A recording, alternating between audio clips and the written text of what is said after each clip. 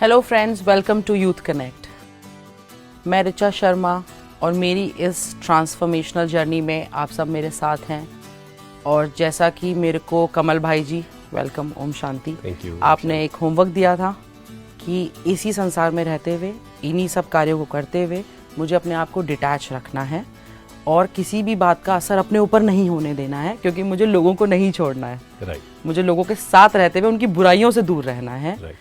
तो इस पे एक जो मेरे साथ अभी रिसेंटली एपिसोड हुआ वो ये हुआ कि there was a family friend of mine, तो उन्हें मेरी किसी बात का बुरा लगा और मुझे उन्हें किसी बात का बुरा लगा।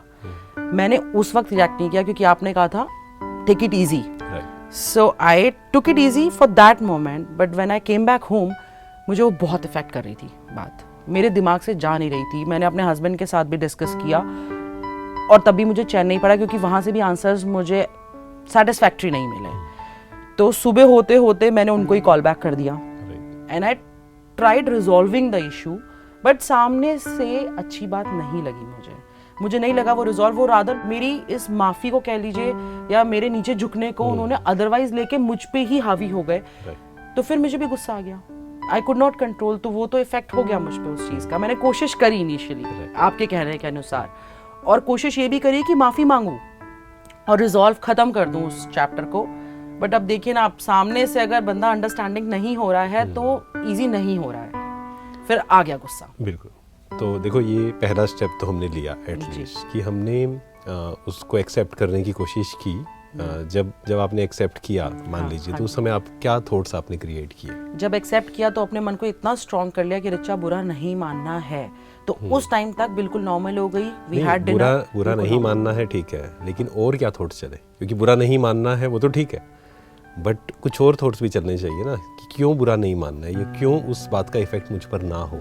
वो सिर्फ आपके कहे अनुसार मैंने इतना सोचा कि रिचा ये तुम्हें ही ट्रबल करेगा, तो एकदम ब्लैंक कर दिया, वहां दिमाग को डाइवर्ट ही कर दिया, एकदम से हंसने बोलने में लगा दिया और दिमाग को डिवाइड कर दिया थोड़े टाइम। देखिए, घर आने तक के लिए ये क्या हुआ, ये टेम्परेरी सॉल्यूशन, टेम्परेरी हुआ। जैसे मान लीजिए कि मुझे कोई बात बुरी लगी, तो मैंने क्या किया, जैसे आपने सुना होगा इमोशनल ईटिंग जी। कई लोग क्या करते हैं, जब बुरा लगता है तो वो कुछ ना कुछ खाना शुरू कर देते हैं, चाहे वो चॉकलेट या मीठा, है ना। तो उससे क्या होता है, टेम्परेरी कुछ हार्मोन्स रिलीज होते हैं, अच्छा लगता है, एंड लेकिन वो टेम्परेरी है। जैसी, क्योंकि आप 24 घंटे तो नहीं खा सकते हो, ऑफ कोर्स, या मोबाइल भी आप थोड़ी देर देखेंगे तो उसके बाद आप खुद ही फ्रस्ट्रेट हो जाएंगे। वो मैंने थोड़ा सा डाइवर्ट किया। तो दैट इज टेम्परेरी सॉल्यूशन, जो कि ठीक है, बट वो टेम्परेरी सॉल्यूशन है, राइट। उसके बाद वापस से वो बात चलेगी, बहुत इफेक्ट किया, चलती रही, एंड देन हमने डिसाइड किया कि हम उनसे बात करें जी। अब जब बात की तो उससे भी चीजें और ज्यादा कॉम्प्लिकेटेड हो गई। अगर वो जैसे आपने मुझे सिखाया, अगर वो भी वैसे ही थोड़ा सा लेते तो शायद रिजॉल्व हो जाता। लेकिन जरूरी नहीं है कि मुझे कोई बात समझ में आ गई, इट डज नॉट मीन कि सामने वाला भी उस बात को समझे, राइट। क्योंकि उसकी अंडरस्टैंडिंग, ये हम समझते हैं कि इस दुनिया में हम सब अलग अलग हैं, सबकी अंडरस्टैंडिंग अलग अलग है। मुझे एक बात अच्छी लगती है, सामने वाले को वो बात शायद अच्छी ना लगे, राइट। और उसका आप तो मुझे समझा रहे हैं, मे बी उनको कोई समझाने वाला नहीं है, राइट। तो इसमें पहले जैसे कहा ना कि गुस्सा नहीं करना है, शांत रहना है, एंड डिस्ट्रैक्ट करने की जगह हमें क्या करना है, सेल्फ रिफ्लेक्शन, जो हमने बात की थी पहले, एंड खुद के साथ बैठना, कि वो जो व्यक्ति है, या हम कहें कि वो आत्मा एक जर्नी पर है, तो उसकी समझ अलग है, उसके संस्कार अलग हैं। हो सकता है उसको एक बात गलत लग रही है, मुझे वो सही लग रही है, या मुझे जो सही लग रही है उसको वो गलत लग रही है। तो इट्स ओके। हम सब, we all are different.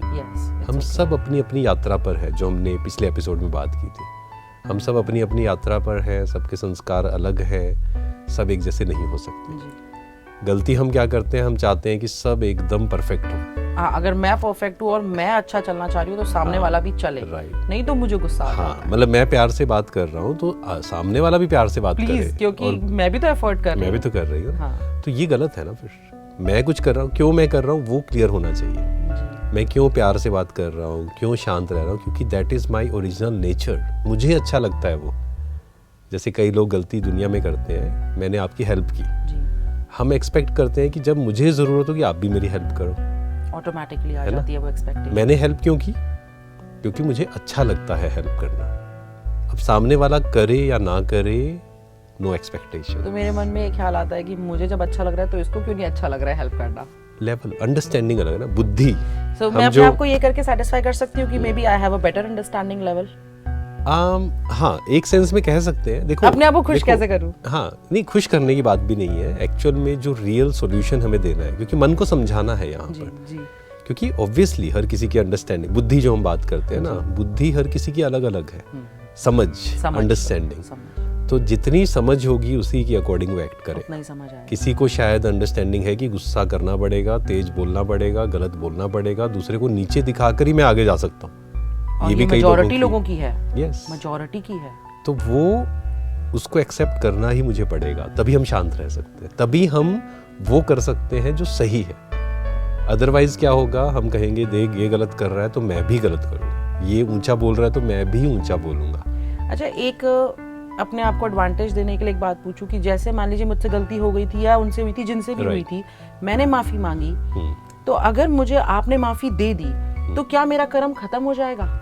Suppose हो भी गई लड़ाई, एक कर्म जुड़ भी गया, अगर सामने वाले ने मुझे माफी दे दी तो भी मैं एफर्ट तो फिर करूंगी ना, यही सोच के कर लूंगी कि मेरा कर्म खत्म हो जाएगा। देखो यही, जैसे कर्म जो है ना, कर्म को हम बहुत लंबा भी खींच सकते हैं। जैसे मान लीजिए आपने मुझे कुछ गलत कहा जी। अब एक सिनेरियो क्या है कि आपने कुछ गलत कहा एंड मैं उससे डिस्टर्ब नहीं हुआ जी, तो क्या हुआ, कार्मिक अकाउंट वहीं खत्म हो गया, खत्म हो जाएगा। राइट। सेकंड क्या हुआ, आपने कुछ गलत कहा जी, और मैंने गुस्सा कर दिया जी, वापस जी, उसी इंटेंसिटी के साथ, जी, अब सामने वाले की ईगो हर्ट हो गई, ये तो चलता ये रहेगा। तो चलता रहेगा। थर्ड में आता है कि आपने गुस्सा किया, मैंने गुस्सा नहीं किया, मैं अंदर दुखी हुआ, जी, तो वो भी तो वाइब्रेशंस जा रहे हैं तो ना? वो भी कर्मा चलेगा। हाँ, तो भी वो तो एक्सचेंज लौट के आएगा मुझ पे। यस, तो सबसे बेस्ट तो यही है कि हम अंदर से डिस्टर्ब ना हो ना, सबसे बेस्ट तो ये है, लेकिन it will take some time.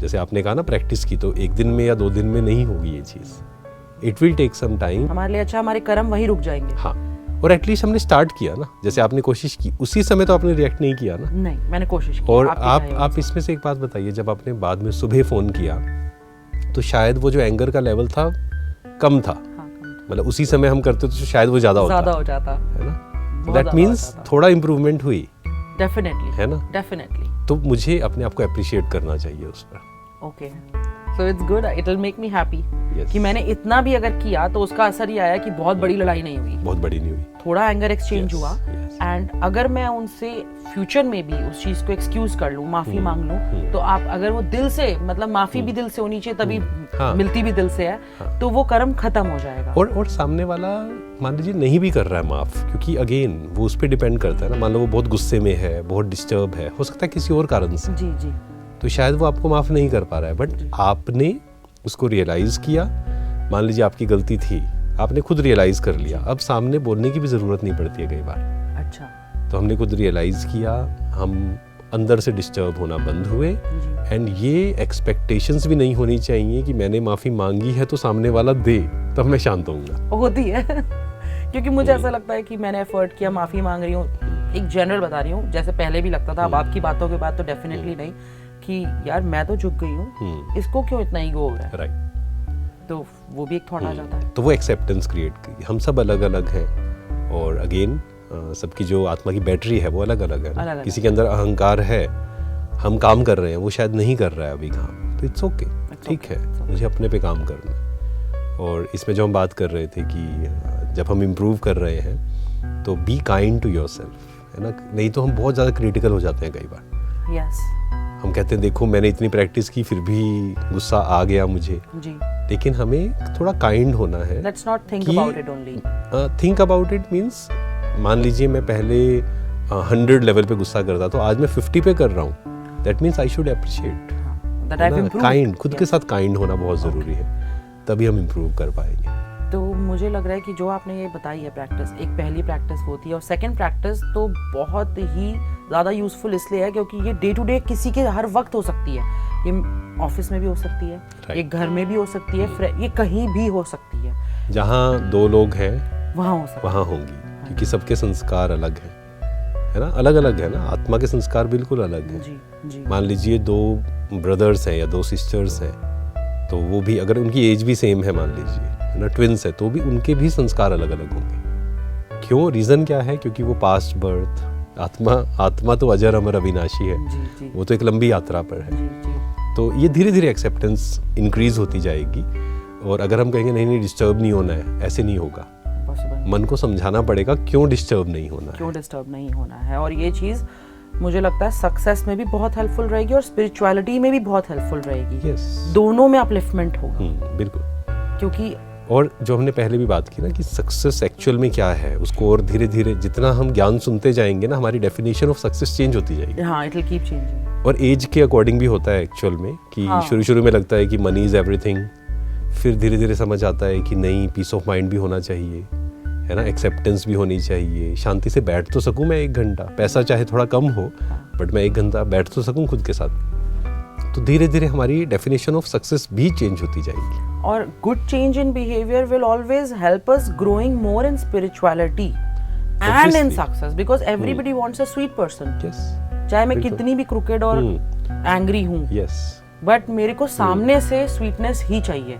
जब सामने वाला व्यक्ति ऑनेस्ट होता है, खुश होता है, आप अगर खुद का एग्जाम्पल देखें कि हमें कौन व्यक्ति एक्चुअल में पसंद आता है दिल से, है ना, जो खुश मिजाज है, काम, जो ऑनेस्ट है, जिस पे हम Honest. ट्रस्ट कर सकते हैं एक्चुअल, तो हर व्यक्ति को वही पसंद आता है। हर व्यक्ति को। लेकिन हमारे अंदर बिठा दिया गया है कि अच्छे लोगों की इस संसार में जगह नहीं है। ऐसा बिल्कुल नहीं है। थोड़ा सा जब चेंज होगा ना तो हमें समझ में आएगा कि यस, ऐसा नहीं है। मतलब एग्जैक्टली मैंने कहा था कि डेफिनेशन ऑफ सक्सेस जो है वो चेंज होती जाती है हाँ, एज के तो पर according। ये एक चीज और मैंने देखी है कि जो अच्छाइयाँ अभी हमने काउंट कराई हैं, वो आदमी को डोमिनेट तो किया जाता है, वो तो होता है। हाँ, इसके बारे में हम नेक्स्ट एपिसोड में बात करेंगे कि कैसे आध्यात्मिकता एग्जैक्टली क्या है, कैसे हम दुनिया में भी सक्सेस पा पाएं और लोगों के साथ एडजस्ट कर पाएं, जी जी, है ना। नेक्स्ट हम ज़रूर करेंगे।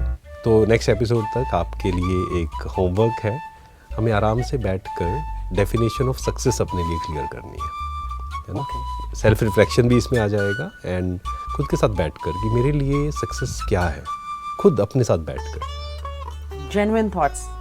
अभी तक तो जो है वो आपको मैंने बता दिया है। Right. अब जो मुझे थॉट आएगा वो मैं आपको बताऊंगी। बिल्कुल। Thank you so much. Thank you. Om Shanti. Om Shanti.